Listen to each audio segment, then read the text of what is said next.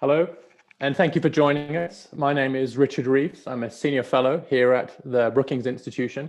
It feels odd to keep saying here at the Brookings Institution, but I'm sure you all know what I mean. And I have the privilege of leading the Future of the Middle Class initiative at the Brookings Institution. When we launched the initiative under the leadership of John Allen 3.5 years ago now, the goal was to examine policies to promote the quality of life of the American middle class and the numbers of people rising up to join its ranks. Why? Why the initiative? Because of growing evidence that the middle class was not faring as well as it should. But you'll see that I'm already into the debate as to whether that's true or not and what should means, etc. But we had the pleasure of inviting Joe Biden to the formal launch of our event, of the initiative, I should say. And he said the following, now President Biden, of course: folks in the middle class are in trouble. It is not just their perception, they are in trouble. Is that true? In what ways is the middle class in trouble? And the danger with the political debate about the middle class is that it generates as much heat as it does light. As debating points are made, the middle class is stagnating, it's dying, it's crushing, or it's flourishing, it's fine, it's strong as ever, etc. What's really going on? What are the hard facts? And those are the questions that our new Middle Class Monitor, which we've launched today, are intended to answer. We're attempting to offer in this product hard facts, not the only facts, but the most objective facts as we see it in the 5 key domains for the quality of life of the middle class: money, time, health, relationships, and last but not least, respect. We've attempted in the creation of this monitor to do a few things. One, to be hands above the table about our methodologies and our assumptions. There are always decisions to be made. We've tried to be clear why we've made them. We've tried to show as long a trend as possible. All of our data series go back decades, in some cases many, in some cases a few, so that you can see what the trend is rather than just the snapshot. We've also, wherever possible, broken our data not only by class, which we define as income, and in particular the middle class as the middle 60, but also by gender, by education, and of course by race, wherever the data allows. The monitor, please check it out. It's highly interactive. We've tried to make it user-friendly. You can choose your data series in some cases, and in every case, you can also download the data series, and you know you want to. So go ahead, get that Excel spreadsheet, so that you can analyze it yourself and see whether we got it right or wrong. One big caveat is that to get trend data, you have to wait. And so the data is lagging, in some cases by a year or two. And so all the data in the monitor predates the asteroid strike on the US economy and US society of the COVID pandemic. Next year's data, we hope, will be able to show some of the impact of that.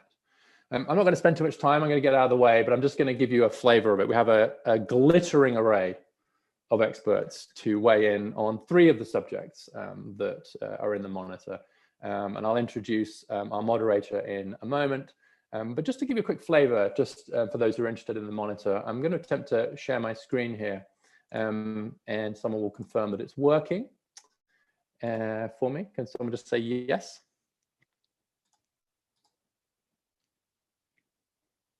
Is this working? Yes. Great, yep. Thank you. Thank you, Annie. So I'm just going to do a few slides. This shows income growth, cumulative income growth by income quintile from 79 to 2017. And we're about to discuss income. But it shows you a few things. One, just what is it showing us? Well, the headline story here is the top quintile in white have seen a significant income growth to 110, 111%. The bottom quintile on this measure have done pretty well, 86% from a much lower base. And the middle class down there have only seen about a 49%. The thick blue line is the middle class, but then you can see all those separate quintiles as well. And you really see the separation at the top. But this is also an opportunity to show you how the monitor works, because in this case, we feel like we should offer 2 data series, CPS and CBO. The CBO data shown here includes, for example, the value of transfers, including healthcare.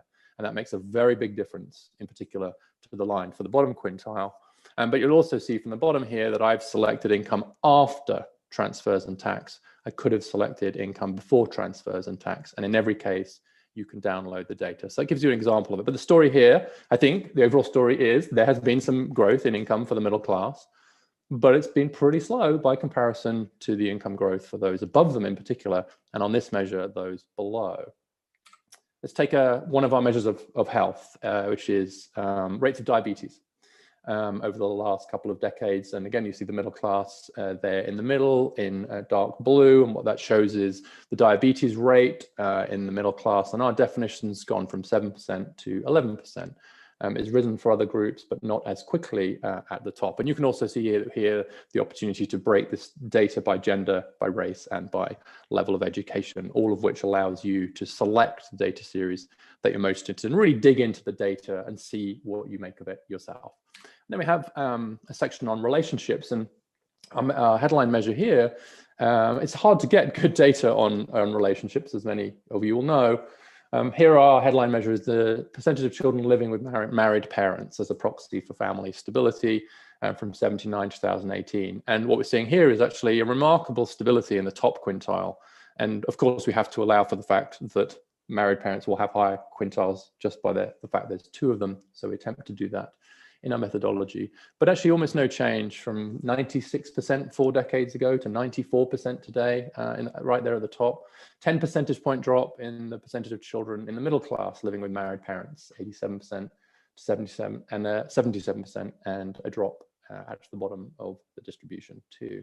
I just want to very briefly flag that we have other streams of work really coming to fruition in the Future of the Middle Class initiative, including some qualitative data based on focus groups and in-depth interviews with middle class Americans, voices of the middle class, and a new publication written by myself and Belle Sawhill on solutions to the middle class, which we call A New Contract with the Middle Class. Just a reminder, of course, that we are in difficult times, and so, as always, the exhortation to take care of yourself, and where possible, to take care of those who are most in need of help. And with that, it's my great pleasure to hand over the baton to our moderator for today, Annie Lowrey. Annie Lowrey is a writer on economics, politics, public policy. She's written for Slate, the New York Times. She's currently a staff writer at The Atlantic. And her latest book, Give People Money, How a Basic Income Would End Poverty. I'm trying to remember the rest of the title. It has almost as long a title as my last book, Revolutionize Work and Remake the World, which I highly recommend, is a great example of Annie's oeuvre of work, if you like, because what she does here, as so often, is to take a particular policy idea or issue and use that as a lens through which to examine some of the difficult empirical and normative issues that we face. And that's precisely what we're trying to do with the monitor as well. And so I can't think of anybody better to guide us through this conversation as Annie. And again, thank you for joining us, Annie. Over to you. Thank you so much. I appreciate Richard. So because we have a number of panelists speaking and because we are somewhat short on time, I'm going to go straight ahead to Jay and Elizabeth. And so we're going to have very, very short 3-minute process from each of them and then about 15 minutes of debate. So Elizabeth, if you wouldn't mind starting with a couple minutes of comments. So I am going to try and argue in 3 minutes the big point that the middle class has been running to stand still. And Richard helped a little bit because he put out some of the numbers from the monitor that I was going to pull out. My first point will be just that the relatively slow growth in middle class incomes has contributed to the rise in inequality. If middle class incomes had grown at the same pace as the top 20%, you'd see average middle class incomes post-tax and transfer at about $139,000. That's just like some basic back of the envelope math. Instead, they're at about $79,000. That's actually higher than I expected. I will just flag that from a point of optimism. The second point, which I think is a really important one, is that all of the growth in middle class incomes has come from an increase in women's labor force participation. So a separate analysis from the Washington Center for Equitable Growth, which is where I used to be. I'm now a senior fellow at Urban. But shout out to Equitable Growth, is decomposing the growth in family incomes from 1979 to 2013. And it finds that women increased their work hours by about 26%. About $5,000 of a $9,000 gain in middle class incomes came from that increase in women's work hours. Another $5,700 came from increase in women's earnings. and male earnings declined over that same period. So basically all of the middle class income growth that you're seeing in the Middle Class Monitor arguably comes from a real seismic change in the way that women engage in the labor force. And side note to that, and I hope we can talk more about this in the discussion, that the pandemic has devastated women's labor force participation for a variety of reasons that we can also talk about, but that makes me really worried for what next year's data might look like from the monitor when we're thinking about the middle class. And then the last thing I'll say, and this is really quick, but I just want to note that in this sort of running to stand still thesis, part of that running to stand still piece comes from the fact that the growth of incomes has been accompanied by rising costs in order to even kind of hold on to where folks are. So everything from more college education, great that we have more higher education amongst middle class folks in the middle class, but college is more expensive. Dual earner families mean childcare costs, housing costs have risen, healthcare costs have risen, and the nature of the relationship between workers and their employers, including for middle class folks, has shifted so that individual families are arguably bearing the burden of both some of these daily consistent costs, but also the burden of cost shocks, which is a pretty big deal. So I will stop there. I have no idea how long that was. It felt like probably longer than 3 minutes, but hopefully not too much, and turn it over to you, Annie. Wonderful. So Jay, I'm going to go ahead and have you do the same. And I would say, having hosted or moderated many panels, that was admirably close to 3 minutes, Elizabeth.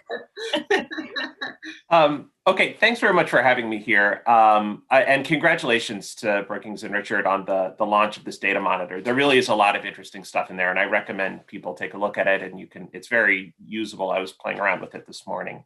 When I think about incomes and middle class incomes, I tend to start with wages and just jump right to kind of what happened to real median wages. And I think if you look there, you definitely see lots of stagnation over long periods of time. At the middle, that's not really true for the average, because the average is getting pulled up by the top, but certainly for the median, and especially if you look a little lower down, like at the 20th percentile. At the same time, I think if you look at this last business cycle, the 2010s, one of the interesting things is this huge amount of stagnation and even declining real wages for people until a certain point when they actually started to go up a non-trivial amount, starting in around 2014, 2015, to the extent that there were real gains for the middle class by the end of the business cycle. Similarly, if you look at, say, median weekly earnings instead, so to kind of take into account how much are people working, how many hours, that was lower in the mid-90s than it was at the end of the 70s, right? So people are just really seeing long-term stagnation. Or then again, it was literally the same in 2014 as it was in 2000. So for like 15 years, kind of to Elizabeth's point of running to stand still. At the same time, between 96 and 2000 and 2014 and 2019, you actually got non-trivial gains there. And then the same picture kind of shows up in the picture Richard was showing, which is real median household income. If you don't use the one he used, which included the transfers, because that brings in healthcare and healthcare costs to some extent, again, long stretch of trending down from around 2000 to 2014, but then this big spike up. And so if you look at any of those series and just ask, how did the middle class do? I would say in the 2000s, in this century, over about 20 years, they were all up around 10 to 15%, depending on the price index you used and the series you were looking at. And so you say, okay, so they got some gains. On the other hand, it's like 0.5% a year at best, which is not great gains, right? But the reason I wanted to kind of tick through the ups and downs there is I think it is important for us to recognize that this economy actually can generate gains for the middle class. It just only seems to do so if the economy is running really hot and if the labor market is pretty tight. If we go through long periods of pretty good amount of labor market slack, as we did in the 2000s and then again after the Great Recession, the middle class and certainly kind of at the 20th percentile really just suffer. And they go through either declining or at best stagnation. And it's only those periods when the economy is really running that suddenly the gains finally trickle to the middle class. So there are certainly lots of structural issues that you have to fix and tons of things there I worry about. But I also always want to make sure that we remember that just basic good macro policy is incredibly important to the middle class. And certainly I would say, as Elizabeth mentioned, I'd want to acknowledge that more than income matters. And so if people feel like they can't afford what they think of as a middle class lifestyle, whether that's education, finding good childcare or good health care, if they can't afford those specific things, they may not feel like, even if they're getting that, 0.5% a year real income gain, that they're really seeing any gains for themselves or their family. And certainly, I think those numbers I gave were all general numbers. And so when you start to add on layers of either racial inequality or gender inequality onto those, kind of who you're talking about within the middle class may not be doing as well as some of those aggregate numbers. The very last thing, just to quickly tie up on, in this last year in the pandemic, a lot of people have talked about a K-shaped recovery, where you've seen kind of a bounce back at the top and not at the bottom, and a real decline at the bottom. At this point, if you look at the middle third, they are almost back up to where they started in terms of employment to population rate. So it's really the bottom third that has got hit the hardest, but there's a huge amount of kind of variation within that. And I think the biggest lesson we've seen for the middle class in this pandemic is coming for them to see in sharp relief just how hard it is to access the safety net, how leaky the safety net is, how bureaucratic the safety net is, and how many people don't get the help they need when they need it. And I think that was brought into really sharp relief in the hunger statistics, or kind of very viscerally when you look at the food bank lines and things like that we saw. And so I think that's where you've seen, on average, the middle class has actually done okay in this kind of bouncing out of the pandemic to the extent that we have. But a lot of people within the middle class haven't, and they've really faced a lot of kind of concentrated suffering. So again, I'll stop there and turn it back over to Anne.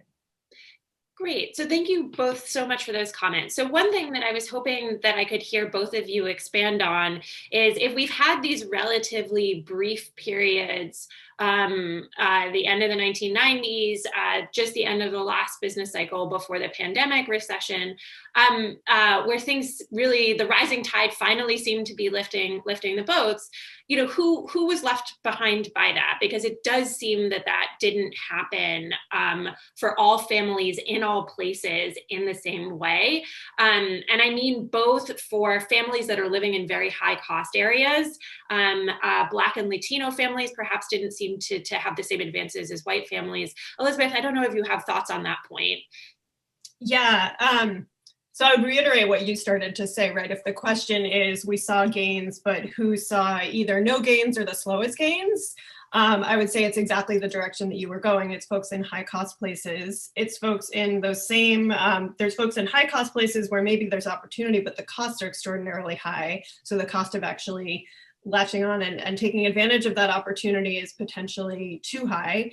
And then you have folks in places that have completely hollowed out. So there's huge inequalities across the country in terms of, even in a tight labor market, how tight. So that would be point two. And then point three, and Jay, you touched on this, and Annie, you mentioned it again, thinking about the racial inequities in terms of how whose boat rises depending on the tide, and how there has always been racial inequity, even in good times. Now we see Black families left behind as well as Latino families in many cases.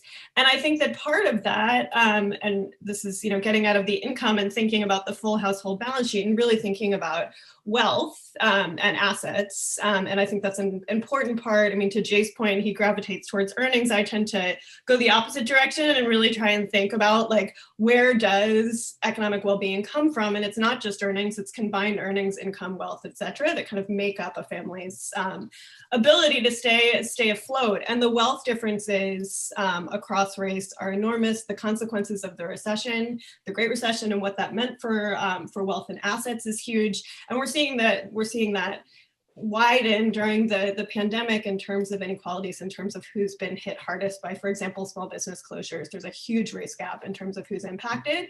So I would say that kind of the durable inequalities, particularly along race, and we could talk about other demographic lines as well, really left certain populations more vulnerable and kind of less able to grab onto a moving engine. And so rising tides may have lifted all boats, or started to, but depending on where your boat was and how, I'm taking the metaphor too far now, but depending on where your boat was and how solidly built it was and how able it was to sort of navigate the waters, there were real differences in terms of, even in good times, how far people are able to travel.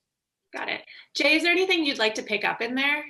Yeah, I mean, the one thing I would just hit is that this idea that that when you get to those periods of tight labor markets, especially the two you mentioned, Annie, that really is the point where, at least on a wage and income basis, the most marginalized groups do best. That it's the time that you see the people who were getting left out. And I think when I look at the 2010s business cycle, you know, if this pandemic had hit 5 years earlier, right, in 2015, or if the Fed had decided to raise rates on the path they were initially mapping out, right, which was much faster, and cut short the business cycle, if it had ended in 2015, then, you know, African American and Latino households would have gotten basically nothing out of that business cycle, and you would have had, you know, people at the bottom quintile would have still been way down from where they started. It's only the last few years, the last 4 years of the business cycle, where they got any gains at all, and so they actually started to get faster gains in that period. Those last few years, people who were typically marginalized, but that's kind of making up for the fact that they were getting nothing or actually negative growth for a while. And so I think it really does emphasize that you do need that. If you never get to that point of where the economy is doing well, there's some people who will just get nothing. I will agree with Elizabeth. The one counter to that is if towards the end of those cycles is when asset markets are booming more, then kind of the inequality picks up more on the wealth side than kind of being counteracted on the income side. Can I just add one real quick thing to that? Because Jay, and this is a little bit of like a shameless plug for a project that will eventually be done and result in a book from myself and a co-author, is really thinking about what tight labor markets can do for advancing mobility for folks who are at the bottom. There's a huge amount of social science documenting how bad business downturns are for people who are at the bottom. There's an instinct and, you know, entire disciplines basically framed around the idea that the solution to poverty is tight labor markets and full employment. But there's very little literature actually tracing out over time what happens to those folks who actually are able to take advantage of that opportunity. So I wish I had a little bit more to say, because I actually I have data sitting in my inbox that I need to look at after this event. So maybe I have something to say, but the instinct that we're working on is this idea that the tight labor market that still existed actually when we started writing the book was really generating new opportunity for low-income folks, and in particular, potentially for Black and brown workers who had typically been excluded, and exploring that. And we're doing quantitative and qualitative work, and you should all read the book when it eventually exists. But to your point, Jay, I think thinking about the business cycle and the opportunity that's potentially created and how to hold on to that, I think is really key. And there are lessons, I think, that we can potentially draw out from what happens in tight labor markets that we can think about figuring out how do we recreate those in the absence of a tight labor market. How many of those, the things that actually matter for workers, are fully dependent on labor market slack or tight or absence of, and how many of those things are just like policies and practices that we could actually encourage regardless of the nature of the labor market. So I'll stop there. That was a little tangent. I wanted to add one thing just really quickly, Annie, because you mentioned places. And so I think that is the last thing that is worth noting, which is that not every place did come out even in the tighter labor markets, and that there are particular parts of the country that have continued to struggle. And I think the crucial difference, say, between now and 40 years ago is mobility is down, in particular mobility for people without a college education. And so there are people who are kind of in places where the boom never gets to them. And so even if people who look a lot like them, who were kind of closer to the action, did kind of finally start to see gains, those gains don't spread to everyone. And we should always bear that in mind too. Yeah, and that gets to actually a question I wanted to pose to both of you, which is, it feels like we're in a policy space where, you know, we know a lot about how to power an economy out of a recession, even if we don't always do that. But how do you extend a hot labor market? How do you fix places that, you know, haven't thrived? It feels like we're getting into a more uncertain policy area, at least to me. And so I'm wondering if there are things that both of you would point to as being crucial to sort of helping the middle class, given that there's, you know, a lot of policy options there.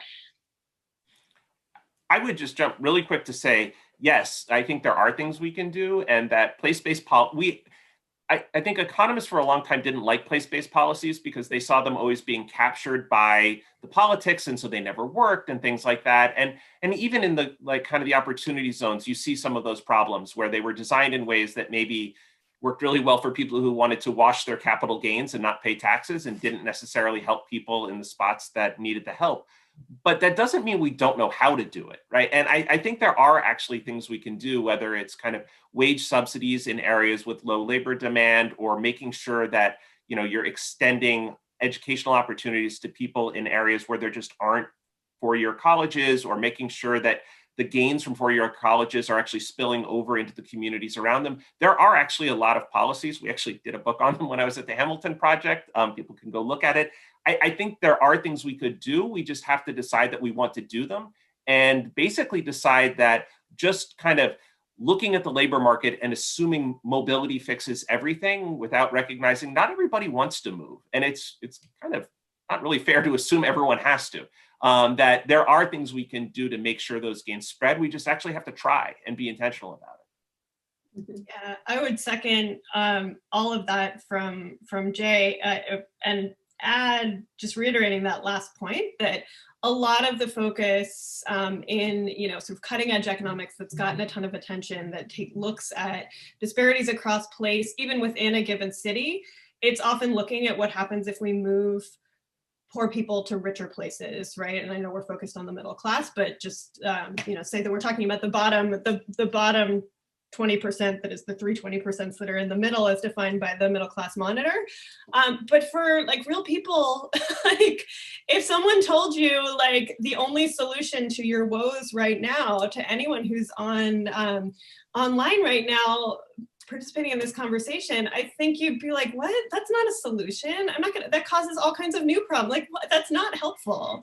And obviously, you know, mobility is a good thing for people who are eager to move. But I think for the vast majority of people, to Jay's point, people don't want to move. They want the place that they live to succeed. And we know, per everything that Jay has said, that there are certainly ways of doing that. And I don't think that we've tested all that many of them. And then the last thing, I just kind of make a plug. There might be like a more appropriate way to squeeze this into the conversation, but I do think it's worth thinking about in the context of place-based development, just thinking about developing the care infrastructure in this country. I think, you know, this has become something that I've been part of these conversations for a long time in the context of that point about family incomes. But I think the pandemic has made this kind of an unavoidable. Anyone who turns on their television or opens a newspaper or faces their day, for that matter. There are many, many people in this country who may not have been completely aware of the very fragile infrastructure that we have for taking care of the most vulnerable, including kids and the elderly. And I think a real investment in care infrastructure in every place has the potential to be sort of a generative place-based policy, because it's based around people who are in places who need care. And that's the case everywhere, right? Like 3-year-olds need an education in the middle of nowhere in the same way that they do in New York City. And so I have some hope there for kind of an intersection of multiple policy problems solved through not a silver bullet solution, but it's one that could solve potentially multiple issues at once, and that's hopeful. Great. And then just really quickly, I know that we don't, as Richard mentioned, we don't have great data on this. But, you know, if you're concerned about the middle class right now through this pandemic, as Jay pointed out, it does seem like perhaps on income terms, folks have done somewhat well. But as Elizabeth, you pointed out, certainly in terms of women's participation or ability to participate in the labor forces has been catastrophic.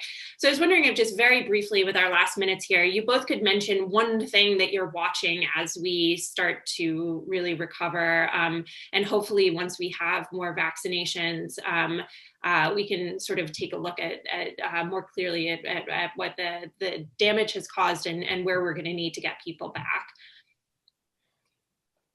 Go ahead. I can start because I'm not saying anything new, but I'll look at women's labor force participation for sure. I mean, I think it's been amazing to me to see it, not surprising given, I mean, again, just like lived experience, if nothing else, but it's been pretty stunning, and I think crucial to, as an indicator of just like what direction are we heading, and particularly for middle class families.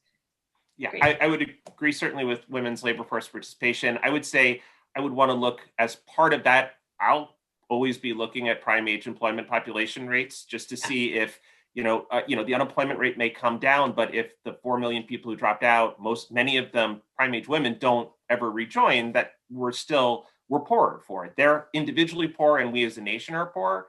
And then lastly, in the very short term, honestly, I'm going to look at hunger, because I just feel like it has been the canary in the coal mine screaming out that there are problems and there are families suffering. And, huge credit to the Census Bureau for running the Pulse survey over and over and over so that we get good data on this and we can see what's happening.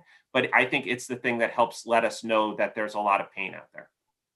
Fantastic. Thank you both so much for taking this time. And we're at this point going to move on to our next panel, which is going to be about health and the middle class. All right, so if we are all set. Fantastic. It seems that we have our panelists with us. So now we're going to discuss issues affecting health in the United States today. And so first, I'm going to go to Darius Mozaffarian for a 3-minute statement on that topic. Great. Well, thank you so much for having me here. And I'm going to share my screen and talk a little bit about nutrition and why I think food and nutrition is so crucial for really all Americans, but in particular, middle and lower income Americans. Let's get this going here.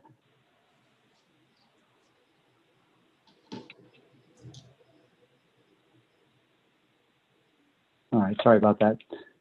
I think it's really fair to say even before COVID and the pandemic, we were facing a national and a global nutrition crisis. This food is the #1 cause of poor health in the country, full stop.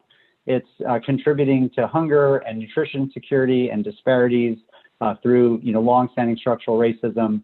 It's driving up healthcare costs to unbelievable levels in the country. And I really want to emphasize that is straining government budgets, and it's straining private business economic growth and wages in ways that we aren't really paying attention to.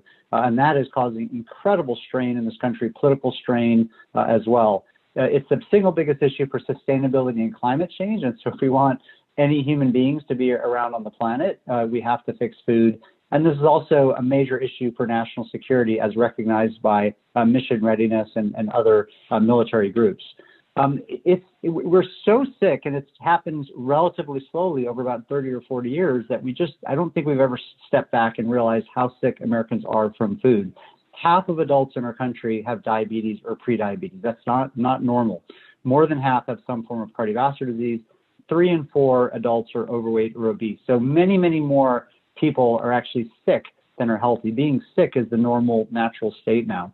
And the economic costs of this are again just so large as to sort of be numbing. In 50 years, healthcare costs have gone from 5% of the federal budget to 28% of the federal budget, with a similar rise in state budgets. Almost 1/3 of all our government spending now is on healthcare, and the majority of this is due to diet-related chronic diseases. This is crowding out every other priority, every other thing that we want to do with our government funds. And this is also true for U.S. businesses. Even adjusted for inflation, healthcare costs have risen for U.S. businesses from $80 billion to $1.2 trillion. To put it in perspective, it's now $11,000 per year per person for healthcare spending. Again, mostly due to diet-related diseases. That's $44,000 for an average family of 4. And this spiraling healthcare spending is not influencing families equally. This is looking at, as a percentage of total compensation, healthcare premiums for employer-based healthcare by income strata. And so the top line is the 20th percentile of U.S. income strata. The yellow line is the 95th percentile, and everything in between. And you can see over the last 35 years, for those in the 95th percentile, the yellow line, as a percentage of their total compensation, healthcare premiums have gone up, but it's still, maybe doubled, but still a relatively low proportion of their overall compensation. But for those in the middle class or those in lower incomes, healthcare premiums have gone from about 15% of compensation to almost 35% of compensation. And to put that in real dollars, the average family now is losing $12,000 per year in their income, and over the last 35 years, a cumulative of $183,000. And COVID has really laid this bare. COVID is actually a fast pandemic on top of a slow pandemic of diet-related diseases. The top risks for poor outcomes from COVID beyond age are diabetes, obesity, and hypertension, dramatically worsening outcomes from COVID. We have a paper coming out in a couple of weeks that 64% of hospitalizations might be prevented if we had a metabolically healthy population. And so really, COVID can be thought of as a fast pandemic on top of the slow pandemic of diet-related diseases that is making us very sick and not resilient to disease. And so if you put together all the challenges of poor nutrition, chronic diseases, which I've mentioned, food insecurity and hunger, which the last panel was talking about a little bit, health disparities, incredible public confusion, dramatically skyrocketing healthcare costs, incredible strains to government budgets and competitiveness of small and large U.S. businesses, challenges to military readiness and links to sustainability. This is actually one of the greatest threats and one of the greatest opportunities for the U.S. And we really can fix most of this. That's what's exciting. We can actually fix most of this through sound policy, business innovation, and advancing science. And I look forward to chatting about that in the discussion. Wonderful. So now I'm going to go ahead and turn it over to Dean Dana Bowen Matthew. Well, thank you very much for including me in this conversation, and it's really a privilege, and I congratulate the new tool, the social mobility new contract with the middle class and the Middle Class Monitor. It's exciting work, and I am grateful to have my 3 minutes. Let's see if I can make my 2 points in 3 minutes. So what I'd most like to answer is the question that was put to me as I was preparing for this, and that is, what is the biggest threat to health in America? With no disrespect to my colleague and co-panelist, I think the biggest threat is inequality. And I don't mean inequality in absolute terms, I mean structural inequality. So my 2 points are these. Structural inequality is bad for middle class health, and number two, it's especially bad for middle class health for those who are in underrepresented minority groups. So inequality, when I say this structurally, means more than just the difference between the top quintile and the lowest quintile. It means structurally that these differences and gaps are organizationally and institutionally proliferated throughout many different segments and institutions in society. So what I mean by structural inequality is an organization of people by wealth, by socioeconomic status, and then a distribution of resources by those different strata. And we see an inverse relationship between structural inequality in societies, in states, almost without exception, and bad health. So bad health is, let's say, measured by health outcomes such as life expectancy, mental illness, obesity, infant mortality. Kate Pickett and Richard Wilkinson make an index, and then they look at all the industrialized countries, and we see that there is a straight line describing an inverse relationship as inequality increases, structural inequality increases, health outcomes and social outcomes decrease. And this is particularly true for middle class as well as at the end of the spectrums. We see this throughout the relationship, but we see it especially when structural inequality is racialized. So this is my second point. It's especially important that when we think about the middle class and have this conversation, the first panel did, I think, a very good job of noting this. We're usually talking about the white middle class. We're not usually talking about the Black, Latinx, Indigenous middle class. They have a very different structure and a very different set of problems, are very vulnerable to this notion of inequality. So they're different because their median wealth is different. Their home ownership is different. Example, Black middle class members own 50%. 50% of those in the Black middle class own their homes. Nearly 70% of those who are non-Black own their homes. So what this means to health is particularly important in a pandemic. So we think a lot about the COVID pandemic and its influence on poor Blacks, poor Latinx populations, poor Indigenous populations, extremely important. But those same impacts disproportionately affect the health of those who are in the Black and Latinx middle class in particular. We are seeing that this pandemic is adversely affecting Black businesses. They have dropped or closed at a rate of 41%, much higher than that of whites, which is in the teens. Black college graduates during the pandemic from just February of last year, their job attainment is down 12%, and 44% answer a survey to the Census Bureau saying that they are likely to lose their jobs within the next month as compared to whites. What this means for health is devastating, quite honestly. It means that we're not only looking at a disproportionate representation of displacement from housing, unemployment, but what we saw in a very poignant study by Raj Chetty in 2018, I believe, is this: Black and brown middle class families and their health are much more vulnerable in times of crisis. They're much likely to more quickly fall out of the middle class, much more likely to more quickly fall into homelessness, to fall into hunger, and to fall into the types of health-threatening circumstances that we see in poor families very quickly. So I'll leave it there and talk solutions as we continue. Fantastic, thank you both. And so actually, I'm wondering if it seems that there is a way in which both of your comments might interact.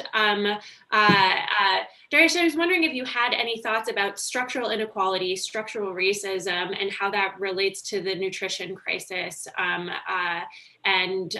obesity and cardiovascular crisis that you just described. Yeah, well, certainly, no doubt that structural racism and systemic racism for hundreds of years is contributing to poor health, and a lot of that, not all of it, but a lot of that is through poor nutrition, and so there's clearly a very strong intersection there.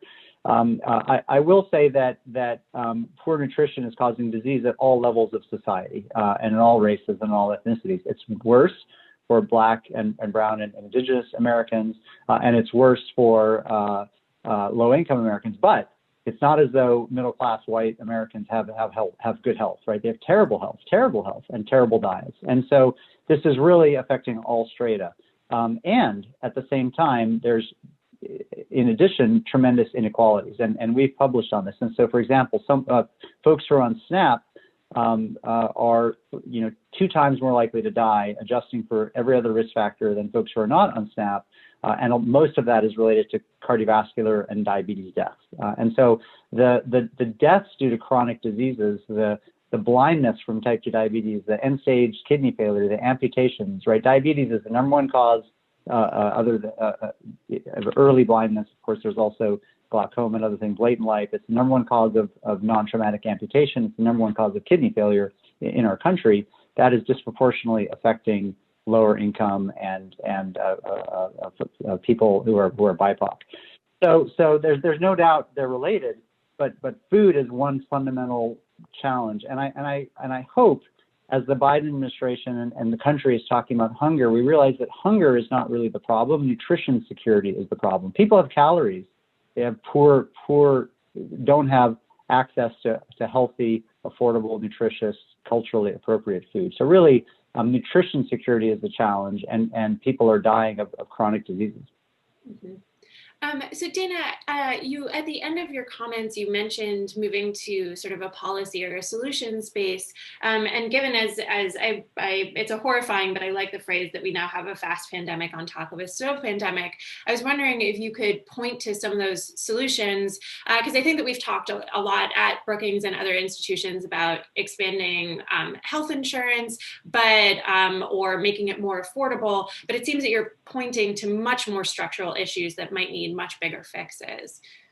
Yes, I am. I certainly do not disagree that food is at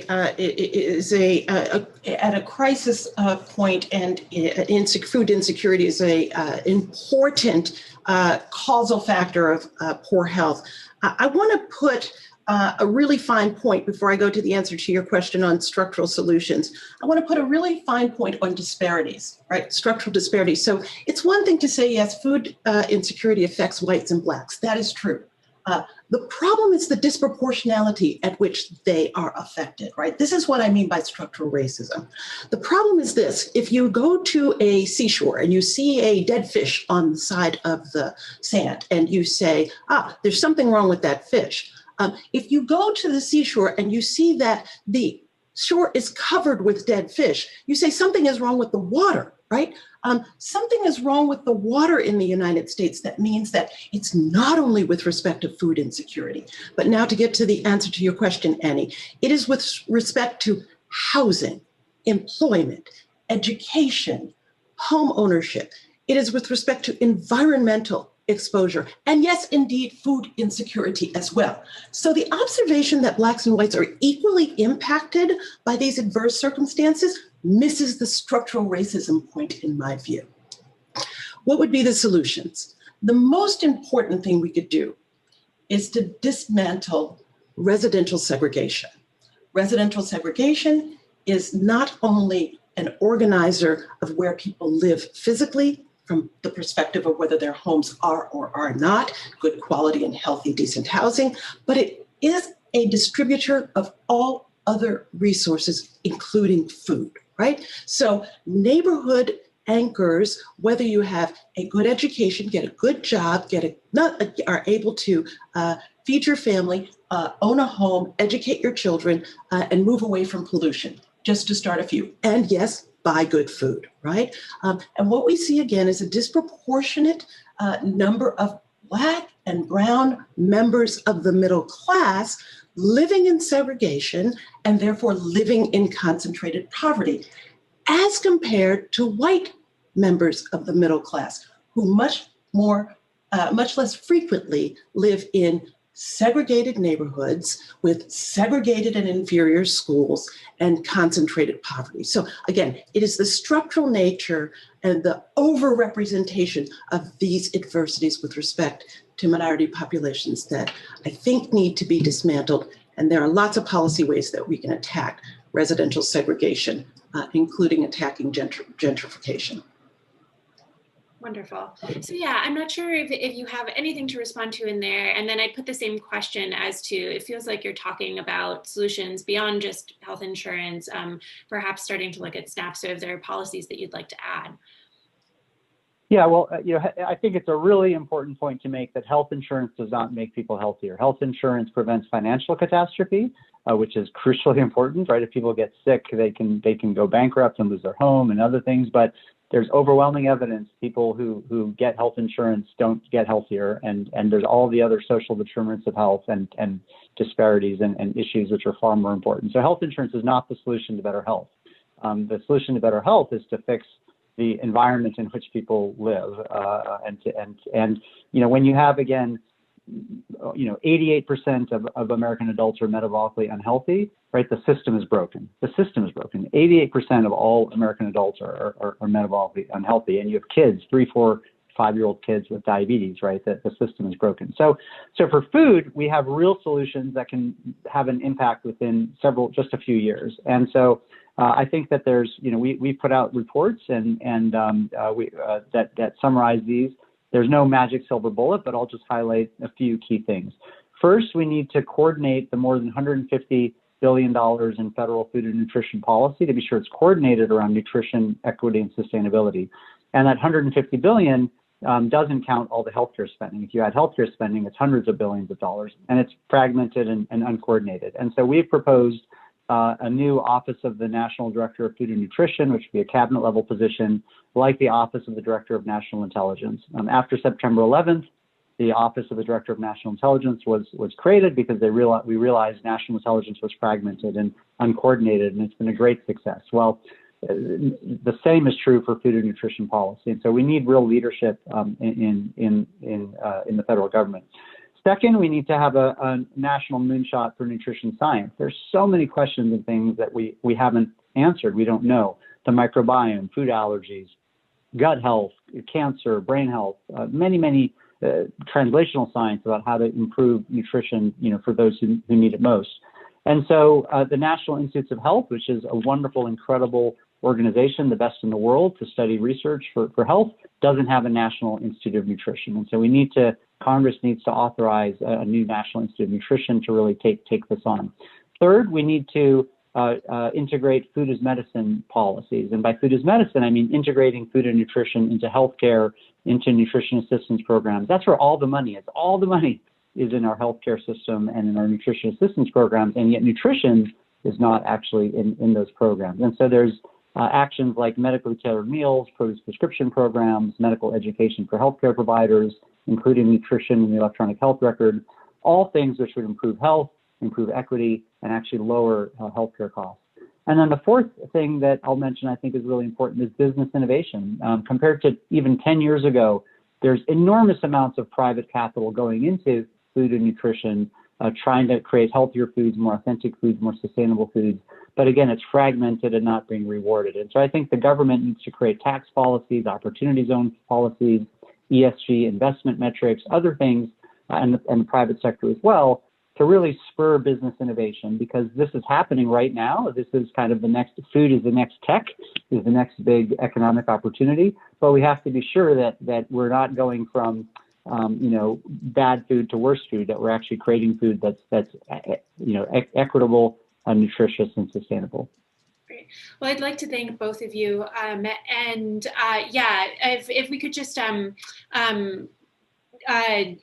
Matthew, if you'd like to just add a few other policies that you'd like to, if you'd like to respond, and then we'll just have 1 second before we. I really just wanted to give you just my top 5, because ending segregation would be a wonderful thing to do in the long run. And I think we can do that with tax laws that incentivize investment into neighborhoods to stabilize them. But I'd also like to see an increase in spending for social costs relative to medical costs. Any state that spends higher percentage of its budget on housing and education than it does on medicine has healthier outcomes. I'd also really like to see a decrease in the disparities in educational discipline that will change the trajectory for young Black and brown kids that is now leading them from school to prison into the workforce instead. And lastly, I'd like to see us take the reparations model seriously, changing wealth and income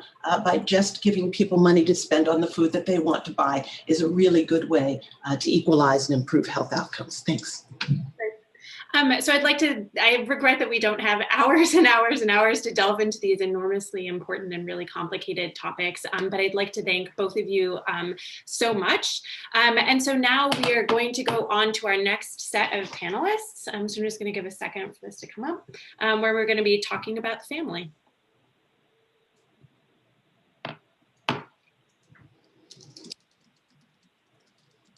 Great. So I'm delighted to be joined by David and Brad. And so David, if you could go ahead and give us just a few minutes on the importance of family relationships to upward mobility and how families are doing in the middle class. Thank you so much. Absolutely, and thank you so much for having me. So exploring the relationship between family and economic mobility. First, how do we try and do that? So at Opportunity Insights, my colleague Raj Chetty and his academic collaborators used anonymized census and IRS data to track the outcomes of 20 million children across the country to better understand what drives their long-term outcomes. And what we found is that family and family stability matter, but maybe not in the ways we might expect. The resources that we have access to due to our immediate family matter tremendously. Probably not surprisingly, children growing up in higher income families enjoy much better long-term outcomes and higher earnings in adulthood than their counterparts growing up in lower and middle income families. But beyond the immediate nuclear family, we actually see that where you live, your neighborhood and local community, the environment you're exposed to may have an even bigger impact on you than who lives within your own household. And differences across neighborhoods, even neighborhoods just a mile apart, can vary dramatically. When we isolate the factors most highly associated with healthy communities that promote upward mobility, things that you might expect, lower poverty rates and high quality schools, are apparent. But interestingly, the factor that we see that is most highly associated with higher rates of upward mobility is family stability. The communities and neighborhoods with the highest share of two-parent households have the highest rates of economic opportunity for the kids who are growing up in it. But it's important to distinguish that this finding is not driven by the direct effects of the marital status of an individual's own family. Better outcomes aren't simply being driven by children in married families, but rather all children, whether they're in a 1 or 2 parent household, have better outcomes when they're raised in communities with more stable families. This is especially true for young Black men, and in a racially specific way. All the young Black men growing up in a community, regardless of their own personal family circumstance, have higher outcomes in communities where there are more Black fathers present. Similarly, in neighborhoods with more employed adults, we see better outcomes for the children that grow up there. In communities where there are more female inventors, all the young women who grow up in that community are more likely to become inventors. I think this speaks to the importance of having people within your community that you can relate to, who will model healthy and productive pathways through school and into stable careers. The fact that these community level factors are so impactful carries important implications. The communities we build matter, and we must ensure that our communities serve as extended family networks and embrace and support children, especially the most vulnerable. These findings also raise very important questions that are relevant to this discussion today. Are high marriage rates in certain communities reflective of other factors that may be driving high rates of upward mobility, like social capital, community cohesion, or financial stability? And how do we recreate those factors more broadly? Right? What types of mentorship or support programs can be effective in communities where there are a lack of role models and father figures? Is the lack of Black fathers in certain communities reflective of racial bias and related disparities in things like the criminal justice system? And what are the most effective direct investments that we can make in neighborhoods to help build human capital and relieve financial stressors? Things that could lead to perhaps better long-term outcomes and result in more stable families. Also, can we leverage housing policy to create stronger neighborhood networks by deconcentrating poverty and reducing segregation? Family matters, but to help kids tap into the opportunities around them, we may need to expand our definition of family to include the networks of support and the relationships that connect us to our broader communities. Thank you. Thanks so much. So Brad, I'm going to give you a few minutes to speak as well. Thank you. Thanks, Annie, and thanks to Richard for convening today's sessions. We're at a weird moment in American family culture. In public, many of the elites who control the commanding heights of our culture celebrate family diversity and minimize marriage. But in private, they tend to embrace a marriage-minded ethic for themselves and their kids. I saw this in a recent survey that we did in California. We found that college-educated Californians were more likely to embrace a public ethic celebrating family diversity. But in private, they were more likely to embrace a kind of marriage before baby carriage ethic for themselves personally, and then to live that out, having the most stable families in California compared to less educated Californians. So thinking about the middle class, we have to ask ourselves, should we pay attention to what elites are saying in public or doing in private? And when it comes to mobility in the middle class, the data could not be clearer. Pay attention to what elites are doing in private. I see this in 2 ways from work I've been doing with Wendy Wong, using the National Longitudinal Survey of Youth. In one analysis, we consider how young adults' approach to family formation and marriage is related to the odds of making it into the middle class for them. We see as the young adults from middle class homes are 200% more likely themselves to move into the middle class or higher as 30-somethings if they put marriage before the baby carriage. By contrast, their peers who enter adulthood by having a child outside of marriage are much more likely to fall into poverty as adults. The second finding that we come up with is that parents who get and stay married are significantly more likely to see their own kids reach the middle class or higher, to realize the American dream.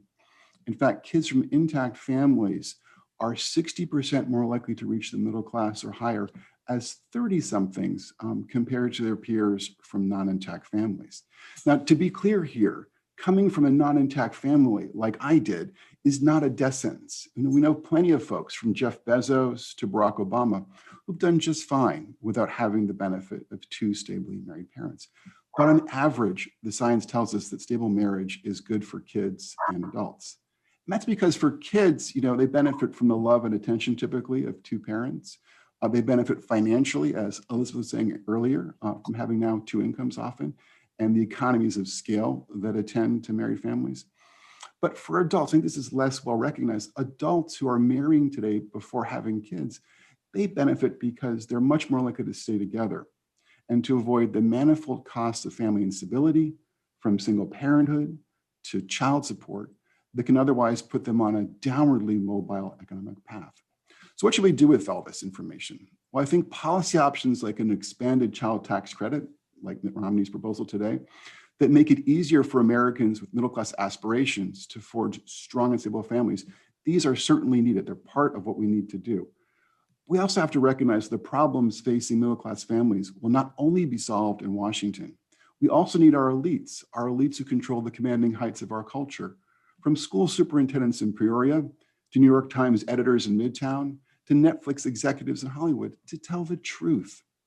And the truth is that everyone who had a better shot at the American dream, at realizing a middle-class lifestyle or higher, if they approached family life like elites do in private. That is, by making marriage the firm foundation of their family lives. Thanks. Fantastic. So I appreciate the description of Jeff Bezos and Barack Obama as doing fine. I agree. I think they've cleared a pretty good bar. So I'd love to actually have both of you somewhat respond to each other's kind of emphasis in their research. So David, I know that you mentioned this in your preface, but what do we know about whether it's the community or whether it's the family structure or the interrelationship between? Because it seems like, as you point out, there are these spillover effects in family structure, community family structure, where everybody seems to be impacted. And then Brad, I'm going to also have you respond to David's research in just a sec. Yeah, no, I appreciate that question. I think that's why this conversation is so interesting, because all these interrelated factors are so complicated, but they're really at the core of, like, we're all in families, right? We all think about these things in our relationships in daily life. So it's really core to ourselves as individuals, but also how we think about these different policy issues and their implications.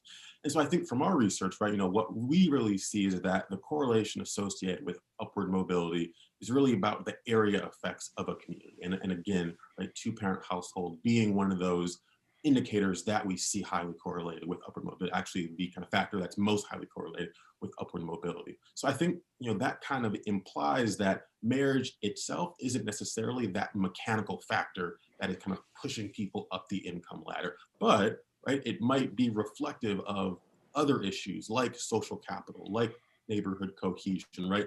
Related issues that might be the drivers of outcomes that we're seeing in these neighborhoods. So I think, from our research, from the data that we analyze, I think our sense is that, right, marriage isn't that driving factor, but it's reflective of what's happening in the communities. But I think it's also important to remember that it shows that relationships really do matter, right? It might not be limited to your nuclear household, but the relationship with your neighbor, seeing people who look like you, right, who model pathways, who serve as role models, right, who might kind of shift how we, especially for young Black men having fathers in the neighborhood, might shift how young Black men are treated in their communities as well. So I think at the end of the day, our sense is that, right, marriage isn't the mechanical factor driving these outcomes, but it's a really interesting and important proxy that lets us know something else is happening in the community.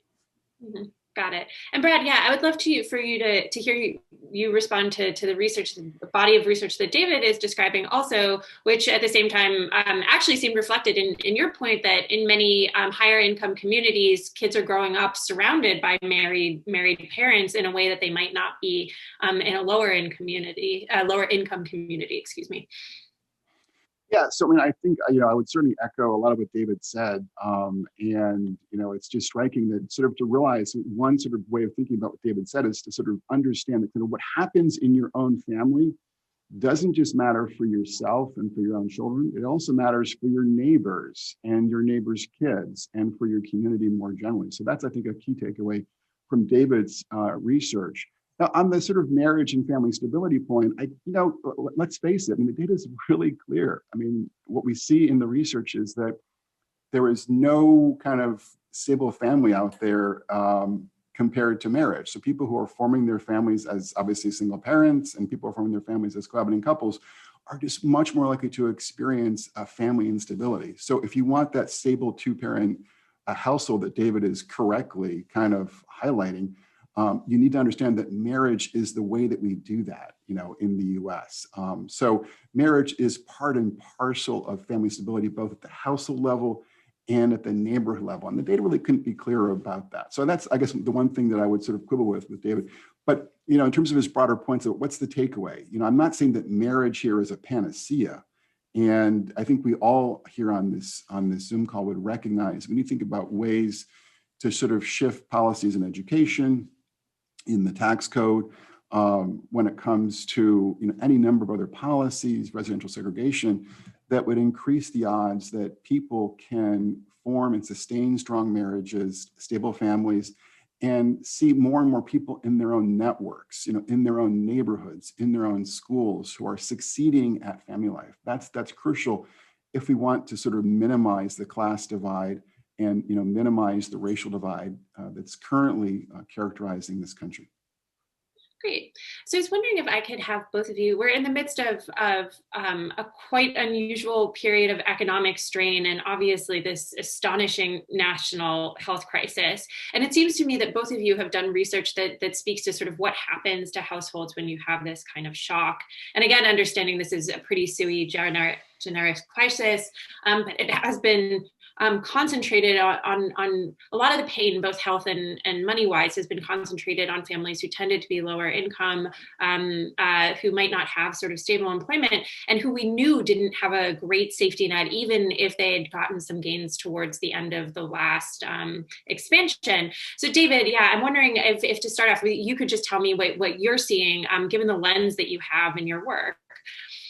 Yeah, no, I think, you know, as you mentioned, one thing we've been seeing is especially lower income families, right, have been hit especially hard, both on the health and economic side. And in some sense, right, middle income, higher income families, you know, the recession obviously impacted all of us, but when you're able to self-isolate, when you're able to work remotely, a lot of those folks have been getting back to their jobs pretty readily. I think it'll be really interesting, especially within communities, to see, right, what do relationships look like when you're not able to go to these similar social spaces that actually help build community. I think it'll be interesting to see, I think especially for the middle class, I think especially for low income families, I think when they're not able to interact outside their own kind of smaller circles, that I think will have real impact, especially as we're seeing learning loss in schools and all these different issues.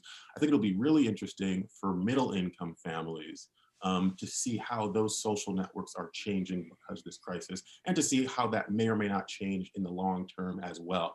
So I think, you know, again, a lot of what we see is the impact of neighborhoods, the impact of the people who are around you. I think, you know, we're all very used to Zoom now, but I'm not sure if that's really a substitute for that in-person interaction that we know is so important, you know, for middle and lower income families, as we're thinking about these relationships that can really kind of bridge social networks and help push people up the income ladder. So I think, you know, we have a pretty decent understanding of the economic hardships and social hardships, or economic and health hardships people are facing. I think the social hardships, it's going to be really interesting to see what that trend looks like and what the implications are in the long term.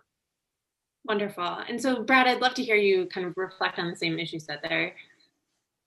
Yeah, so Andy, the good news here is that I think a lot of families have responded to COVID by, you know, drawing closer together in the face of so much, you know, trauma and so much pain. That's sort of the silver lining. And we're seeing, you know, more married couples reporting a sense of appreciation for their spouse, a deeper commitment to their spouse. And we've seen, at least to date, a decline in divorce. The bad news, though, I think, is that for looking at people who are not yet married, I think a lot of young adults, including adults in the middle class or with middle class aspirations, are struggling to, you know, to get a foothold in this new COVID economy and the post-COVID economy that's looming. So we're going to need to think about ways to sort of strengthen the financial foundations of middle class, working class, poor, young adults, and that's going to require a variety of policy measures, and I think shifts also in the educational system to do a better job of giving them, you know, the economic opportunities that they need to go ahead and have the confidence to marry. And if we don't do that, I think we're going to see record lows, both in terms of marriage, the marriage rate, the share of young adults who are marrying, and record lows also in fertility. So I think, you know, we're facing, kind of coming out of this pandemic, some real fundamental challenges in American family life that we need to address, particularly for working class, lower middle class Americans. Got it. And so I was wondering if Brad, I could just go back to you. Senator Romney has put out a big plan on the child tax credit and the elimination of child poverty and some changes to the EITC. And it looks like there's now some more bipartisan movement around reforming those income supports and perhaps getting more money as well to things like child care, whether it's through subsidies or another pattern. And so I'm just wondering if you could talk to me a little bit, sort of respond to that, because it does seem like there's some effort, again, on a bipartisan basis to start to tackle strains in the family that you've been describing. Yeah, I think there is a kind of a new openness on the part of a lot of younger conservatives to kind of rethink family policy and to sort of recognize that we've seen a lot of economic stagnation and other kinds of economic problems facing working class and poor families. So we're thinking about the child tax credit or a child allowance as sort of one way of addressing that. And I think what makes our kind of approach more conservative, though, is we're also kind of concerned about, as you kind of put all these different policies together, are you eliminating the marriage penalty, for instance, now facing a lot of working class couples? I talked to a working class couple last year. They've been together for a while. They've got 2 beautiful children.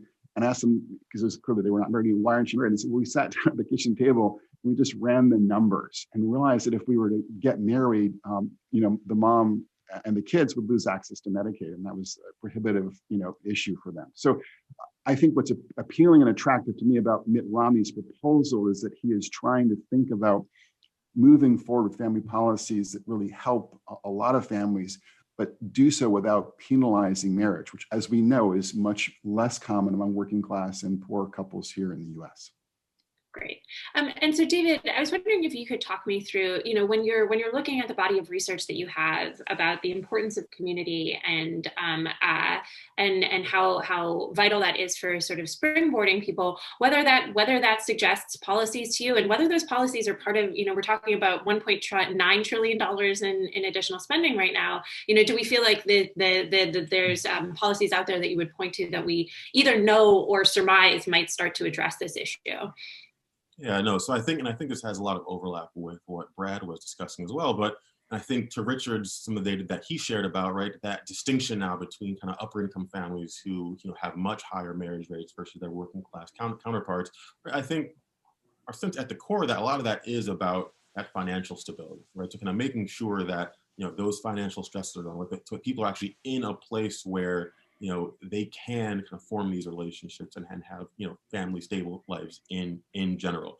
But I do think a lot of what we focus on, I think a lot of what the data shows us is beyond the nuclear family, how do we really tap into the resources within our neighborhoods, right? Thinking about social capital, kind of bridging beyond folks who are in your immediate network or in your kind of, income bracket, being able to build a relationship with folks who can help point you into that new career or into kind of possibilities on the education front. I think Dean Matthew, put it very importantly, is that issues like residential segregation, right, that defines who is around us. And I think especially for more vulnerable families, especially for middle class families, when the economy has been struggling, having access to broader networks, right, to broader role models and other, especially for Black families as well, these families who even in the middle class are in higher poverty neighborhoods, being able to access these networks, through different housing policies, through deconcentrating poverty, I think really needs to be key in how we think about both the individual impacts on families, but how we relate to our broader communities.